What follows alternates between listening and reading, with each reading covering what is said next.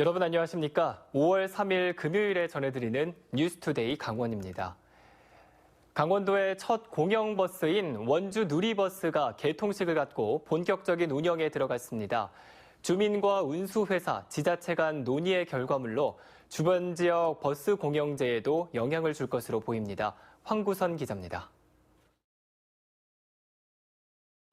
나란히 서 있는 연보라색 버스 7대. 마을 세상을 누비다란 목표로 출범한 원주시 공영버스인 누리버스입니다. 시범 운영이 시작되자 주민을 실은 15인승 버스들이 줄을 지어 문막 일대를 운행하는 3호선 노선을 달립니다. 시장이나 시내에 가는 버스를 타기 위해 읍사무소까지 걸어야 했던 주민들의 불편이 크게 줄었습니다. 좋죠. 촌에도 가고 시장도 가고. 근로시간이 단축되면서 일부 시내버스 노선이 폐지되자 원주시가 도내 최초로 폐지 노선에 버스 공영제를 도입했습니다. 문막읍과 흥원면 행정복지센터 두 곳을 기점으로 귀래면과 무실동 등 도심 외곽 지역 12개 노선에 하루 78번 정도 운행됩니다. 성인 요금은 1,000원, 청소년은 800원입니다. 환승은 한 번만 되는 시내버스와 달리 1시간에 2번까지 가능합니다. 원주시는 올 하반기 차량 2대를 추가로 확보하는 등 주민 수요에 따라 공영버스를 점차 늘려갈 계획입니다. 이 지금 문막 흥업 이 지역 말고도 또 다른 지역에 교통 불편이 겪고 있다면은 저희는 추가로다가 더 버스를 구매해서 버스 한 대당 버스기사 3명씩 운전 공무원이 임명됐습니다. 정년 보장은 물론 복지 혜택도 받을 수 있어 안전 운전에 전념할 수 있습니다. 홍천에는 이제 노인들이 많다 보니까 저렇게 타고 내리는데 좀 불편한 점이 많아서 저희가 최대한 시간을 갖고 천천히 타시고 내리게끔 안전하게. 이 같은 시내버스 준공영제가 도입되기까지 주민과 운수회사, 지자체 사이 9개월여 동안의 논의와 타협이 있었습니다. 국토교통부 방침에 따라 버스 준공영제는 전국으로 확산될 예정. 원주에서 시작된 버스 공영제가 주변 지역에도 영향을 줄 전망입니다. MBC 뉴스 황구선입니다. 강원도와 강원대 그리고 육군 2군단이 열린 군대 협약식을 갖고 새로운 군관학 모델을 추진하기로 했습니다. 군부대 장병들이 대학에서 창업 유망 수업을 듣고 그 효과를 지역에 뿌리내리겠다는 건데 의도한 효과를 낼 수 있을지 주목되고 있습니다. 이재규 기자가 취재했습니다. 육군 2군단 장병들이 강원대에서 드론 수업을 듣고 있습니다. 이들이 들을 수 있는 수업은 이외에도 3D 프린팅, 앱 개발, VR 등 모두 4개 분야입니다. 관련 전문성을 따져 70명을 선발했습니다. 20대부터 50대까지 연령층도, 일병부터 부사관, 장교까지 계급도 다양합니다. 창업을 하겠다고 생각할수록 저는 또 기술을 더 많이 배우겠다고 생각했는데 지금 이런 기회가 있어서 참 좋은 것 같습니다. 올해 처음 시작하는 군관학 협력 사업인데 육군 2군단 장병들은 이달부터 11월까지 창업 유망 수업 4개를 134시간 동안 듣게 됩니다. 강원대는 수업 공간과 교수진을 책임집니다. 제대 군인들이 사회에서 취업이라든지 아니면 또 창업을 할 수 있는 그런 계기를 저희들 강원대학교에서 제공을 할 계획입니다. 강원도는 사업비 등 전반적인 사업 관리를 맡습니다. 올해 예산은 3억 5천만 원입니다. 강원대학교 교수님들과 또 우리 장병들을 연결시켜서 교육 프로그램을 만들고 이미 창업을 해 있는 기업인들과 연결시키는 역할을 하게 되겠습니다. 우수한 군 장병에게 창업 기회를 주고 창업을 통해 이들을 지역에 정착하게 하는 것이 사업 목적입니다. 이게 정착할 그 가능성이 있을 것 같아요, 강원도에? 네, 있습니다. 어떨지? 저는 계속 군에 일하면서 넓게 제가 창작을 하여서 보급되지 않는 것을 보급하는 게 제 목표입니다. 강원도는 내년부터 도내 전 군부대를 대상으로 사업을 확대할 계획입니다. 교육과 창업을 넘어 군 장병들이 지역에 정착하게 하는 목적까지 달성할 수 있을지 주목됩니다. MBC 뉴스 이재규입니다. 정부가 2022년까지 추진하는 국가균형발전 5개년 계획에 혁신도시 시즌2 사업을 검토하고 있습니다. 기존 혁신도시를 특화시키거나 혁신도시를 추가로 지정하겠다는 구상인데 도내 유치 경쟁이 뜨거워지고 있습니다. 보도에 조규환 기자입니다. 전국의 혁신도시는 원주를 비롯해 모두 10곳입니다. 적게는 수천억 원에서 많게는 1조 원 넘는 예산이 투입돼 현재 153개 공공기관이 혁신도시로 이전 중입니다. 이런 가운데 정부가 2022년까지 추진될 국가균형발전 5개년 계획에 혁신도시 시즌2 사업을 추가로 검토하고 있습니다. 현재 연구 용역이 진행되고 있는데 기존 혁신도시를 특화시킬지 혁신도시를 추가로 지정할지는 아직 결정하지 못했습니다. 구체적인 사업 방향은 올해 말이면 나올 것으로 예상되지만 벌써 전국 지자체의 관심이 높습니다. 도내에서는 강릉에서 혁신도시 유치 포럼이 열려 여론 조성에 시동을 걸었습니다. 강릉 원주대와 강릉시, 강릉시 의회가 마련한 포럼엔 시민들과 공무원들이 대거 참석했습니다. 이 9개 시군이 강릉이 가진 혁신도시2를 유치함으로 인해서 갖는 좋은 순기능의 그런 장점들을 골고루 나눠 가질 거라고 믿어 의심치 않습니다. 주제 발표에 나선 전문가들도 국가균형 발전이라는 정책 취지에 맞다며 강릉 유치의 당위성에 힘을 실었습니다. 또 강릉 유치를 위한 영동 지역 시군의 연대도 강조했습니다. 특히나 초강력 개발권에 대한 것, 국도 발전 축에 대한 거는 체계적인 분석을 통해서 반드시 연계를 해 주셔야 되고 강릉만 혁신도시 가져야 된다고 당위성 아무리 외쳐봤자 옆을 보지 않으면 공연불에 그치고 맙니다. 원주도 공공기관 추가 이전 등을 통해 지금의 혁신도시를 활성화하겠다며 유치 전략을 마련하는 것으로 알려졌습니다. 춘천시는 전문 연구기관의 조언을 받아 물밑 준비를 진행하는 등 도내 혁신도시 유치전도 서서히 달아오르고 있습니다. MBC 뉴스 조규환입니다. 우리나라 최초의 여성 의병장인 윤희순 의사의 추모 문화제가 열렸습니다. 학생들이 직접 참여해 그 의미를 더했는데요. 하지만 정작 춘천시는 뚜렷한 선양 사업 계획을 세우지 못하고 있습니다. 김상훈 기자가 보도합니다. 초등학교 1학년 학생들이 머리에 띠를 두르고 무대에 올랐습니다. 고사리 손이지만 일제에 맞선 독립운동가를 생각하며 힘차게 난타 공연을 펼칩니다.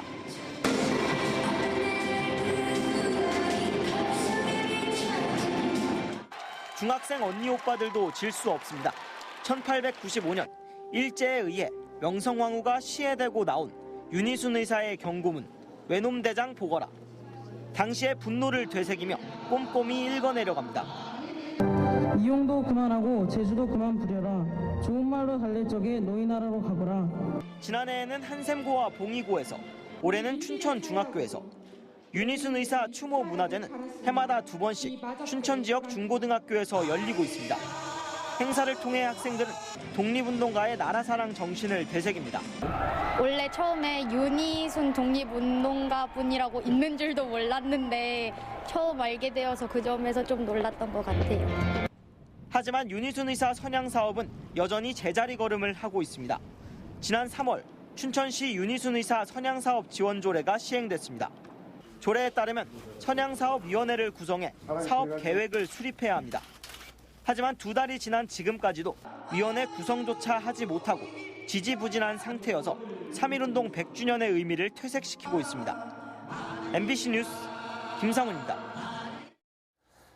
산불 피해 복구를 위한 정부의 종합계획이 확정됨에 따라 공공시설 가운데 피해가 가장 컸던 망상 캠핑 리조트 복구 사업도 대략의 윤곽이 잡혔습니다.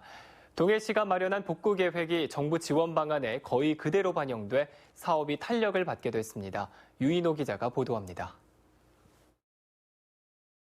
동해시는 망상 캠핑 리조트를 복구하는 데 들어가는 비용을 351억 원으로 추산하고 정부에 지원을 요청했습니다. 50억 원이 조금 넘을 것으로 추정하는 보험금을 제외한 금액입니다. 정부는 이 가운데 10억 원을 깎은 341억 원을 복구비로 확정했습니다. 절반은 중앙정부가 지원하고 강원도와 동해시가 25%씩 부담합니다.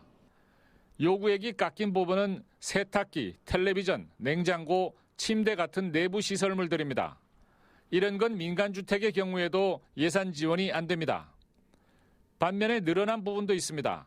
상하수도는 23억 원을 요청했는데 40억 원이 반영되고 도로 블럭의 경우도 19억 원을 요청했는데 22억 7천만 원이 책정됐습니다.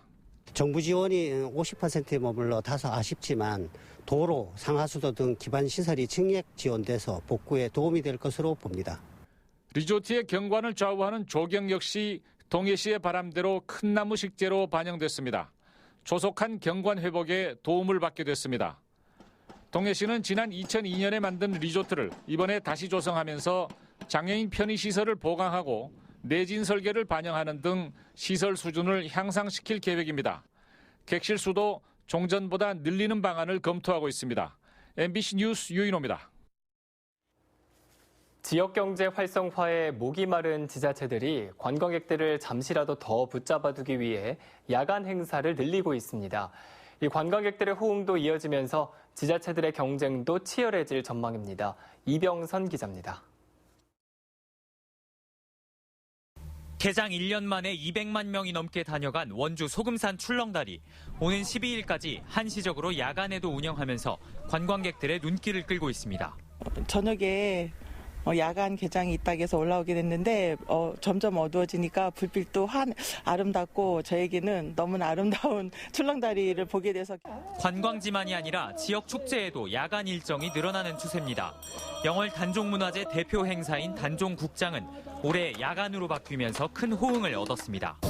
그전에는 머무르지 않고 그냥 아침에 살짝 보고 그리고 다시 이제 집에 갔는데 이렇게 되면은 하룻밤은 더 자고 싶은 생각이 듭니다. 도내 대표 축제들도 마찬가지. 지난 2015년부터 밤낚시 프로그램을 시작한 화천 산천어 축제는 해마다 관객 기록을 경신하고 있습니다. 또 원주 다이내믹 댄싱 카니발도 시민들의 참여도를 높이기 위해 주요 무대가 모두 야간에 펼쳐집니다.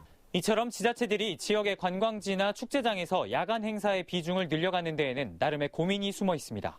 문화체육관광부의 통계에 따르면 당일치기 여행에 든 1인당 비용은 5만 9천 원 가량이지만 숙박을 하는 여행은 이보다 3배 가까이 높은 16만 9천 원이 들었습니다. 워라벨 세대의 소비 트렌드에 맞춰 야간에도 보고 즐길 거리를 만들어 관광객을 유치하고자 하는 것입니다. 야간에 볼거리가 많을수록 숙박을 할 가능성도 올라가는 만큼 지자체로서는 체류형 관광에 사활을 걸고 있습니다. MBC 뉴스 이병선입니다. 동계올림픽 개최 효과가 사라지면서 올해 1분기 강원도를 찾은 외국인 관광객이 지난해보다 절반이나 크게 줄어든 것으로 나타났습니다. 강원도가 발표한 2019년 1분기 주요 관광지점 방문객 통계 분석 결과 내국인은 작년 같은 기간보다 10%인 262만 명이 감소한 2,246만 명에 불과했습니다.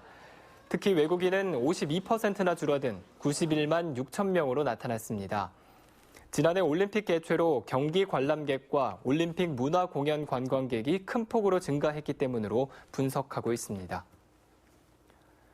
지난 4월 초에 발생한 대형 산불로 인한 산림 피해 면적이 2,832헥타르, 피해액은 238억 원으로 확정됐습니다. 강원도는 이에 따라 토양 유실 등 2차 피해가 우려되는 43곳, 23.5헥타르의 산림지에 41억 원을 긴급 투입해 우기 전인 6월 말까지 산지 사방 사업을 마칠 계획입니다. 또 401억 원을 투입해 주택지와 도로변 경관 조림을 위한 가로수를 식재하고 산사태 발생 우려가 없는 지역은 250억 원을 투입해 긴급 벌채에 나설 계획입니다. 지난해 도내 주요 간선도로의 교통량이 2017년보다 5%가 증가했습니다. 국토교통부가 발표한 교통량 조사 통계 자료에 따르면 지난해 도내 고속도로와 국도, 지방도의 교통량은 하루 평균 7,480대로 2017년 7,122대보다 5% 증가했습니다. 도내 교통량 증가는 평창 동계올림픽 관광객 증가와 함께 수도권과 평창을 잇는 제2경인고속도로 등 주요 도로의 개통으로 인한 영향으로 분석됐습니다. 오늘 강원도 지역은 맑겠습니다. 오늘 낮 최고 기온은 영동 지역이 19도에서 23도, 영서 지역은 26도에서 28도, 강원 산지는 21도에서 22도 분포가 예상됩니다. 당분간 고기압의 영향권에서 맑은 날씨가 이어지면서 대기가 건조해 산불 등 각종 화재 예방에 각별한 주의가 필요합니다. 그럼 자세한 오늘의 날씨와 행사를 안내해드립니다.